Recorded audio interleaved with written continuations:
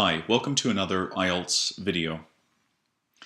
In this video, we are going to look at a model response to a question with the instruction words, analyze both positions. If you find this video helpful, visit my blog at IELTS.com and join us at the forum IELTSnetwork.com. Today's essay is written in response to this question. Some people feel schools should be responsible for providing lunch to primary and secondary students. Others think parents should send their children to school with box lunches made at home. Analyze both positions. Okay, so the model response is, of course, in discussion essay structure because we are looking at two opinions, not our opinions per se, on a topic, and then we are using the discussion that we create out of that to come to a reasoned conclusion, which we will state in the conclusion paragraph of this essay. As we read through the response, please note the various areas that create cohesion between the different ideas presented in the essay. So you will see cohesion at the sentence level, which links one sentence to the sentence before it. You'll also see cohesion at the paragraph level, which will link the different ideas presented in the paragraphs to each other. And there is also cohesion at the essay level. So you'll see, particularly in the conclusion sentence, a few bits of wording that link it back to the introduction and the declaration for discussion made in the introduction. And you'll also see links at the essay level within the conclusion sentences of the supporting paragraphs, which sort of draw a conclusion in relation to this question that we see here on the screen. Everyone can agree that it is important to encourage young people to eat healthy meals when at school. However, the source of these meals is a debated topic. So already we see some evidence of cohesion, however, which indicates that we're going to be looking at an opposing position or point of view. The source of these meals, again, another cohesive phrase, these, which, what meals are we talking about? Well, we're talking about the meals that were brought up in the previous sentence. Okay, let's continue. Some feel schools should be responsible for providing young people with meals. That's the first point of view. While others argue parents best uphold this responsibility. Okay, so this is a declaration of both sides of this debate. We are not sharing our personal opinion on this yet. We'll save that for the conclusion paragraph. This essay will analyze both sides of this debate before drawing a conclusion. So here we just outline what we are going to be accomplishing in this essay. Okay, the first supporting paragraph. Firstly, it is often argued that a standard for healthfulness can be monitored when meals are prepared and served by the school. Okay, so declaring the area that we're going to be looking at in this supporting paragraph. Now for some evidence. For example, most Shanghai high schools provide students with hot lunches and monthly meal plans that are closely monitored by the school to ensure all students are eating a balanced and healthful diet. Okay, now some discussion. As this sort of monitoring is not possible when each and every student is bringing a different lunch from home, the benefits of such an approach to primary and secondary meal options can be seen. Okay, so this is a discussion and conclusion that we're drawing here.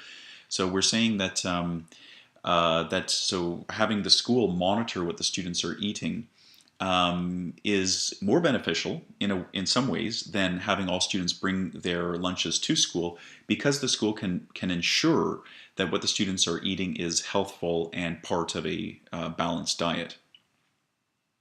Okay, so then we're just drawing the conclusion that the benefits of such an approach to primary and secondary meal options can be seen. Now again, we haven't stated our personal position on this, but we have stated that there are clear benefits to such an approach, to this this way to organize lunches for primary and secondary students.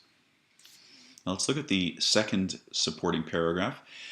However, the cultural impact of such a standardized meal practice should be remembered.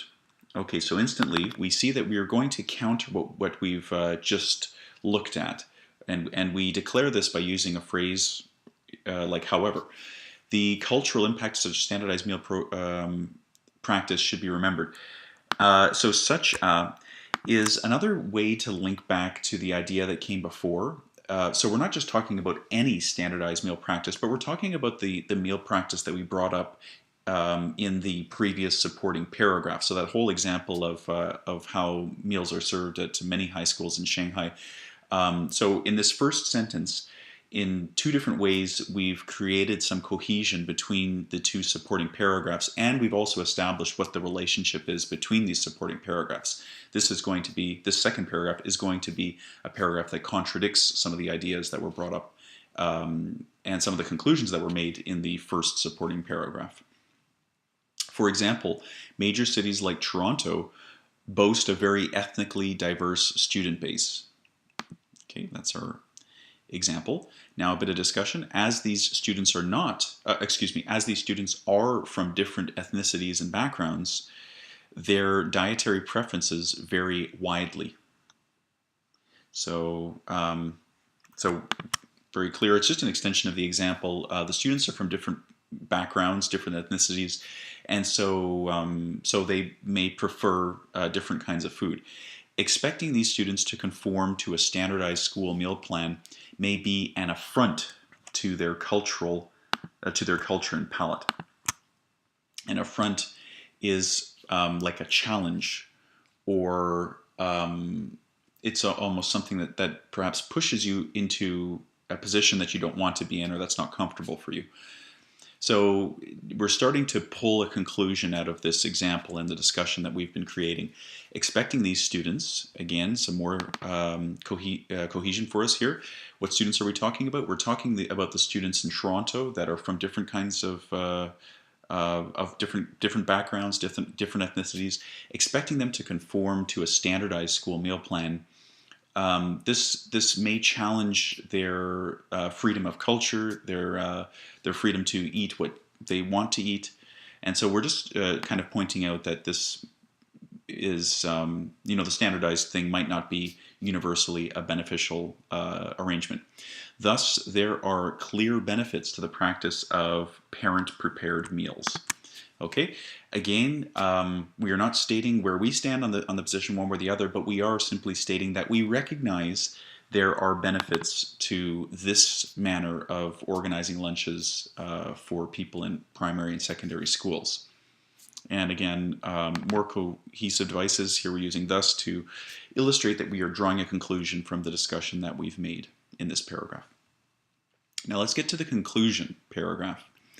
So when your reader, who will be your examiner, gets to this conclusion paragraph, you've discussed in detail both sides. You've shared some evidence that both sides can be beneficial in their own way. You've used some comparative language to show the relationship between these two sides. So now the examiner is ready to receive what your final conclusion is on the topic. The above discussion puts forth several convincing arguments for both sides of this debate. However, here we have the above discussion.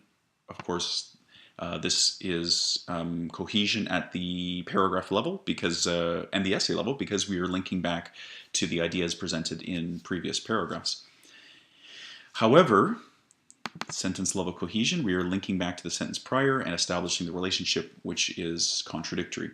In the interest of the healthfulness of young people, it is felt that a standardized lunch organized and carried out by a school is the most beneficial approach to nourishing primary and secondary students.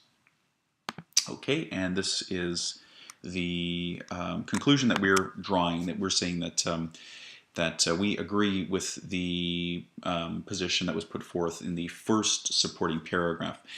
And you could, of course, put forth the conclusion that's drawn from the second supporting paragraph, or you could try to balance the two.